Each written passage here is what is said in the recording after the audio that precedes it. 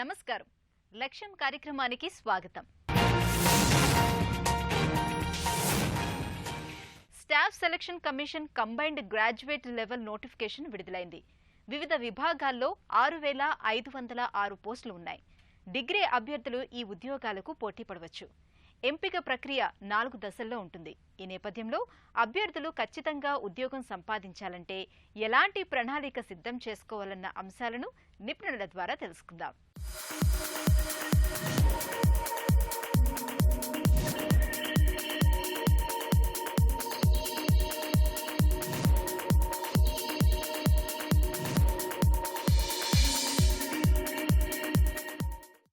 Staff selection commission వివిధ కేంద్ర ప్రభుత్వ మినిస్ట్రీస్, ఆర్గనైజేషన్స్, వివిధ సంస్థల్లో గ్రేడ్ బి, గ్రేడ్ సి వివిధ పే స్కేల్లో రిక్రూట్ చేయడానికి నోటిఫికేషన్ రిలీజ్ చేసింది. 2020 సంవత్సరానికి సంబంధించి 6,506 వేకెన్సీస్ దీని ద్వారా ఉన్నాయి. పే లెవెల్ 8 నుంచి ఇందులో పే లెవెల్ 4 దాకా వివిధ vacancies grade B and grade C vacancies భర్తీ చేయనున్నారు. దీంట్లో దాదాపు 50,000 నుంచి 1,50,000 దాకా నెలసరి వేతనం వచ్చేటువంటి అవకాశం ఉన్న అద్భుతమైన నోటిఫికేషన్ ఇది.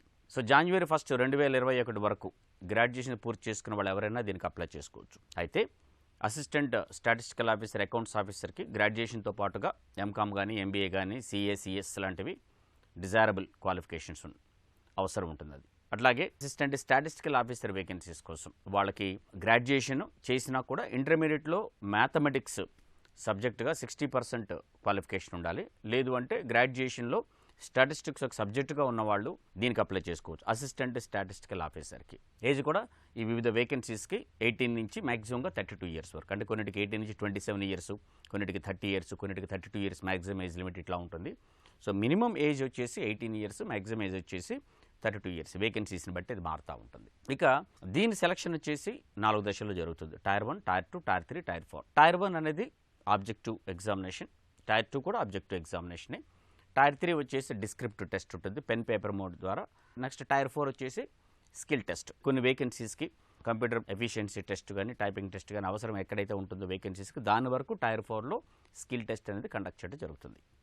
ఇక ఈ టైర్ 1 ఎగ్జామినేషన్ అనేది మే మంత్ 29 నుంచి జూన్ 6 వరకు వివిధ డేట్స్లో వివిధ దశల్లో నిర్వహించడం జరుగుతుంది. ఈ టైర్ 2 ఎప్పుడు కండక్ట్ చేస్తారనేది చెప్పలేదు. ఈ ఎగ్జామినేషన్ ఒకసారి బ్రీఫ్గా చూసుకుంటే ఎలా ఉంటుంది ఎగ్జామినేషన్ ప్యాటర్న్ అంటే, టైర్ 1 ఎగ్జామినేషన్లో 4 సెక్షన్స్ ఉంటాయి. క్వాంటిటేటివ్ యాప్టిట్యూడ్ ఒకటి, జనరల్ ఇంటెలిజెన్స్ అండ్ రీజనింగ్, అలాగే English comprehension and general awareness. ఈ 4 సెక్షన్స్లో 25 క్వశ్చన్స్ చొప్పున ఒక్కో దానికి 50 మార్క్స్తోని టోటల్గా 100 క్వశ్చన్స్ 200 మార్క్స్ ఉంటాయి. ఇది సాల్వ్ చేయడానికి 1 అవర్ టైం ఇస్తారు. అట్లాగే ఇక టైర్ 2 ఎగ్జామినేషన్ తీసుకుంటే 2 కంపల్సరీ పేపర్స్ ఉంటాయి అందరికీ. Paper 1, paper 2.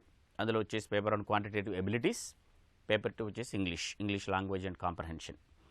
క్వాంటిటేటివ్ ఎబిలిటీస్కి 100 క్వశ్చన్స్ 200 మార్క్స్, 2 అవర్స్ పేపర్ ఉంటుంది అది.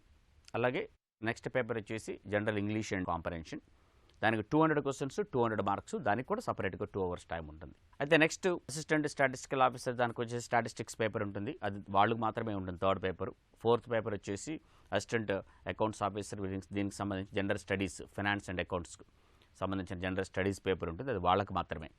మిగిలిన అన్ని వేకెన్సీస్కి మాత్రం paper 1, paper 2 quantitative abilities and general English and comprehension అనేది తప్పనిసరిగా ఉంటుంది. ఇక టైర్ 3 అనేది మనం డిస్క్రిప్టివ్ పేపర్, అది ఇంగ్లీషు లేదా హిందీ లాంగ్వేజ్లో ఉండేటువంటి descriptive paper. Essay writing, letter writing, application writing, press writing ఉంటాయి. ఇది 100 మార్క్స్ ఉంటుంది పేపర్కి, 1 అవర్ టైం ఇస్తారు.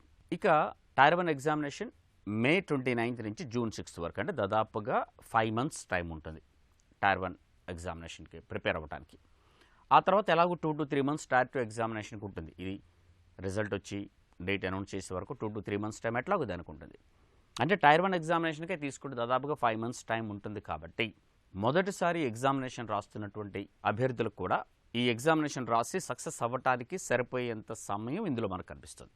సో వీళ్ళు ఏం చేయాలంటే, టైర్ 1లో ఉన్నటువంటి 4 సెక్షన్స్లో క్వాంటిటేటివ్ యాప్టిట్యూడ్ వీళ్ళకి టైర్ 2లో కూడా ఉంటుంది. క్వాంటిటేటివ్ ఎబిలిటీస్ అంటాం మనం.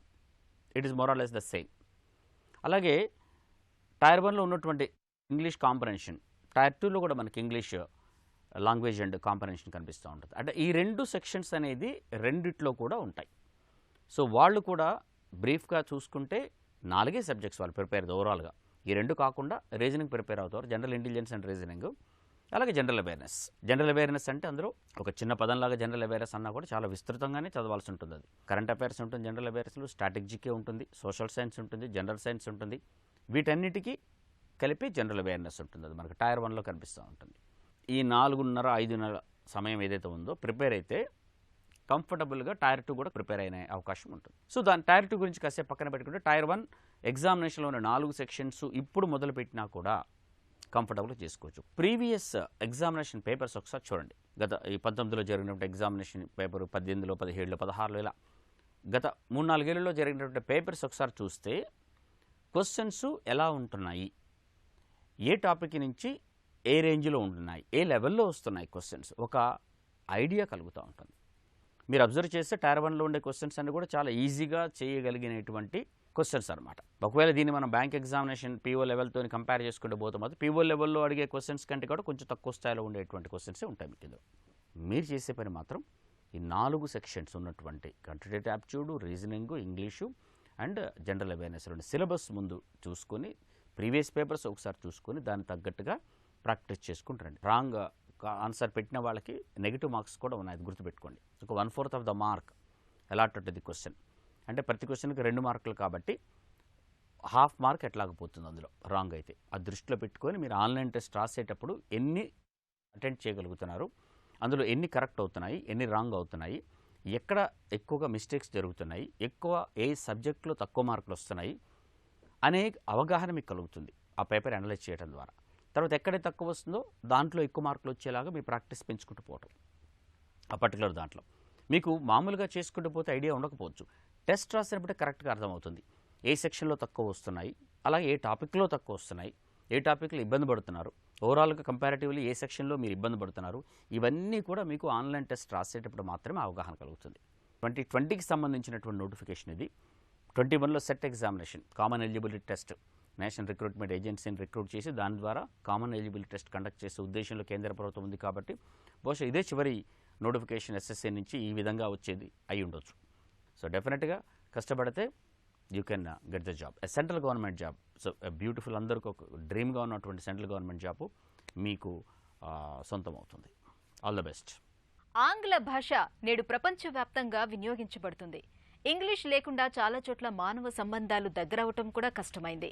ప్రధానంగా విద్యార్థులు, ఉద్యోగాలు చేసేవారు, అలాగే ఉద్యోగార్థులు తమ పనులలో ఈ ఇంగ్లీషు భాషను తప్పనిసరిగా అనర్గళంగా నేర్చుకోవాల్సిందే. ప్రతి పోటీ పరీక్షలోనూ ఇంగ్లీషు భాషపై కొన్ని ప్రశ్నలు వస్తున్నాయి. పుస్తక పఠనం క్రమముగా దూరమవుతూ ఈ బుక్స్ అంటే పుస్తకాలు, పాఠ్యాంశాలు డిజిటల్ మాధ్యమాల్లోకి రూపాంతరం చెందుతున్నాయి.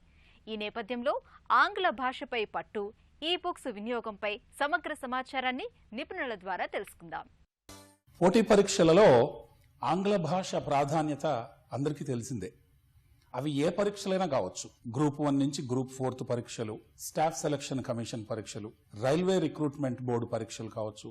ఇలా ఏ పరీక్షల్లోనైనా మనకి ఆంగ్ల భాషకు సంబంధించినటువంటి పేపరు ఉంటుంది. అది ఈవెన్ సివిల్ సర్వీసెస్ వరకు. అయితే పోటీ పరీక్షల్లో మెరిటోరియస్ స్టూడెంట్స్ని ఫిల్టర్ చేయడం కొరకు మనం పెట్టుకున్న ఒక విధానం పరీక్ష. అయితే ఆంగ్ల భాషకు సంబంధించి ఏ అంశాలు చదవాలి? 10వ తరగతి స్టాండర్డ్లో ఆంగ్ల భాషకు సంబంధించిన వ్యాకరణ అంశాలు ఇలాంటివన్నీ వస్తాయి. అవి సివిల్ సర్వీసెస్ వరకు మనం తీసుకున్నా, ఈవెన్ బ్యాంక్ పీఓస్కి తీసుకున్నా, ఓ గ్రాడ్యుయేషన్ లెవెల్లో ప్రశ్నలు అడుగుతారు. ప్రశ్నల స్థాయి ఎక్కువ తక్కువ ఉండొచ్చు, కానీ అంశాలు అయితే అవే. ఏముంటాయి వ్యాకరణ అంశాలు ఆంగ్లంలో? మామూలుగా టెన్సెస్ ఉంటాయి. టెన్సెస్ తర్వాత ఆక్సిలరీ వర్బ్స్, సహాయ క్రియలు. వీటిని మనం హెల్పింగ్ వర్బ్స్, సబార్డినేట్ వర్బ్స్ అంటాం. కొన్ని వ్యాకరణాలకు సంబంధించిన చాప్టర్స్ ఉన్నాయి. ఉదాహరణకి డిగ్రీస్ ఆఫ్ కంపారిజన్, లేదు parts of speech, word classes అంటాం, భాషా భాగాలు, లేదు active voice, passive voice, direct indirect speech, దీన్ని మనం రిపోర్టెడ్ స్పీచ్ అంటాం. కాస్త ముందుకెళ్తే simple, compound, complex sentences, articles, right, articles. ఏ ఎగ్జామ్లోనైనా ఈ ప్రశ్నలు తప్పదు. కాబట్టి వాటిని మనం కేవలం పరీక్ష ఉంది కాబట్టి ఎల్లుండి పరీక్ష, నెక్స్ట్ మంత్ పరీక్ష, ఆ వచ్చే వారం పరీక్ష అని చెప్పేసి చదివితే లాభం లేదు. భాషని నిరంతరం ఆస్వాదించాలి. కాబట్టి భాషకు సంబంధించిన అంశాలను రోజు ఏదో ఒక విధంగా మనం నేర్చుకోవచ్చు. నేర్చుకోవాలన్న తపన ఉంటే ఈ ప్రపంచమే ఒక విశ్వవిద్యాలయం అంటాడు ఒక తత్వవేత్త. వ్యాకరణ అంశాలు ఎన్నో పుస్తకాలను చూసి నేర్చుకోవచ్చు, స్వాధ్యాయిలాగా సొంతంగా నేర్చుకోవచ్చు. చాలామందికి కాస్త టిపికల్గా ఉండే ఒక అంశం వొకాబ్యులరీ. దీన్ని పదజాలం అంటాం. వొకాబ్యులరీకి సంబంధించి 5 అంశాలు నేర్చుకుంటే చాలు, చాలా ఈజీగా ముందుకెళ్ళొచ్చు. ఏ పోటీ పరీక్షనైనా నెగ్గొచ్చు. అందులో ఒకటిది సినానిమ్స్. మనం సినానిమ్స్ అంటే ఏంటి? సమానార్థాలు. Husband, male spouse. హస్బెండ్ అంటే మేల్ స్పౌస్, ఇది సినానిమ్. రెండవది antonym, opposite words. Tall, short, big, small, ఇవి తెలుసు. ఇలాంటివన్నీ ఎంపిక చేసిన పదాలు నేర్చుకోవాలి. 3 వొకాబ్యులరీలో హోమోఫోన్స్. హోమోఫోన్స్ అంటే సమాన ఉచ్చారణ కలిగిన పదాలు, సమోచ్చరణ పదాలు అంటాం. ఉదాహరణకు దిస్ ఇస్ మై ఇయర్. మరి సంవత్సరంలో 12 నెలలు ఉంటాయి. There are 12 months in a year. Ear, year.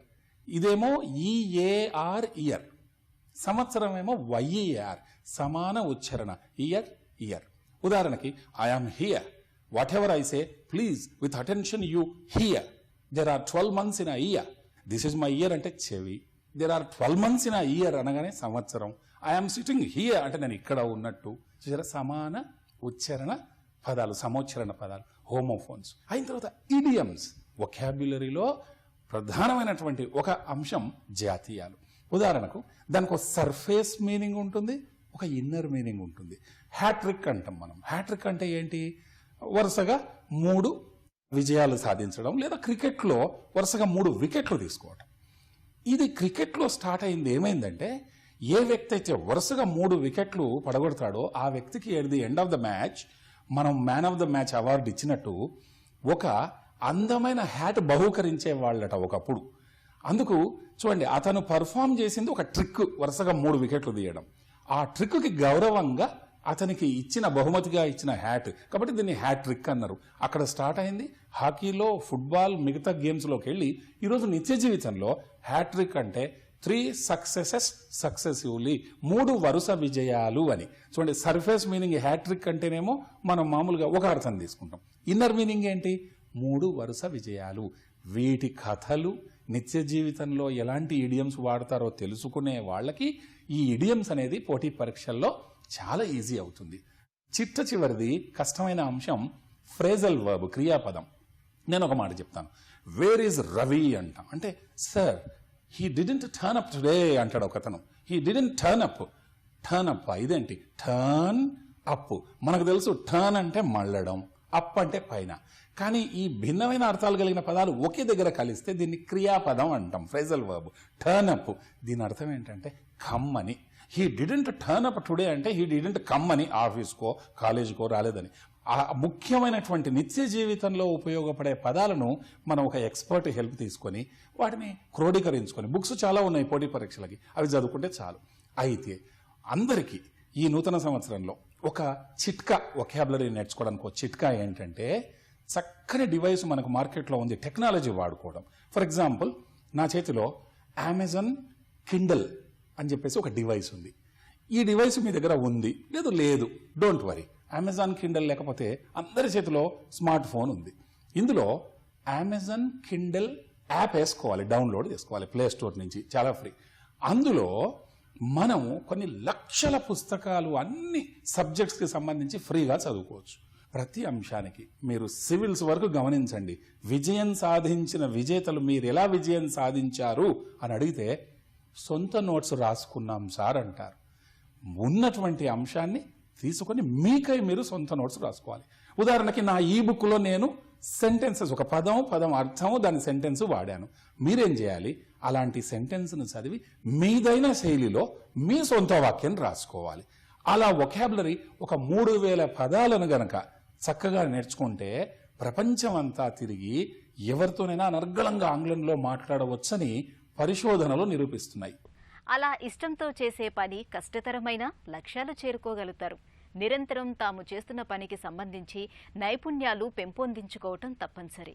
విద్యార్థులు తాము చదువుతున్న పాఠాలను శ్రద్ధగా అధ్యయనం చేస్తేనే ఎలాంటి ప్రశ్నకైనా సమాధానం రాసి మంచి మార్కులు పొందగలుగుతారు.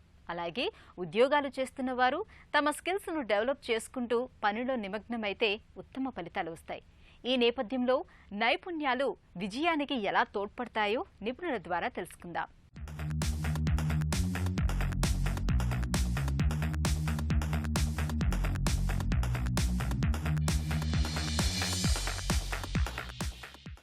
స్కిల్ విల్ మ్యాట్రిక్స్ అంటే ఒక వ్యక్తి విద్యార్థి అవనండి లేదా ఉద్యోగం చేసే వ్యక్తి కానీ ఆ పని పట్ల తనకి ఎంత నైపుణ్యం ఉంది, తనలో ఎంత సామర్థ్యం ఉంది అనేది స్కిల్, లేదా ఆ పని చేయడానికి తనకి ఎంత ఇష్టం ఉంది అనేది విల్. ఈ స్కిల్ విల్ మ్యాట్రిక్స్ అనేది ఒక వ్యక్తులు తమ యొక్క సామర్థ్యం మేరకు వాళ్ళు పనిచేస్తున్నారా, ఆ సంస్థ పట్ల కానీ లేదా తమ యొక్క లక్ష్యం పట్ల ఇష్టపూర్వకంగా పనిచేస్తున్నా లేదా అని తెలియజేస్తుంది. దీంట్లో మొదలు తీసుకున్నట్లయితే లో విల్ అండ్ లో స్కిల్ అంటే వాళ్ళకి నైపుణ్యం తక్కువగా ఉంటుంది, సామర్థ్యం తక్కువగా ఉంటుంది, అంతేకాకుండా పని చేయడానికి లేదా చదవడానికి లేదా నేర్చుకోవడానికి పెర్ఫార్మెన్స్ ఇవ్వడానికి ఇష్టం తక్కువగా ఉంటుంది. ఇటువంటి వాళ్ళు ఏంటంటే రెసిస్టర్స్ అంటారు.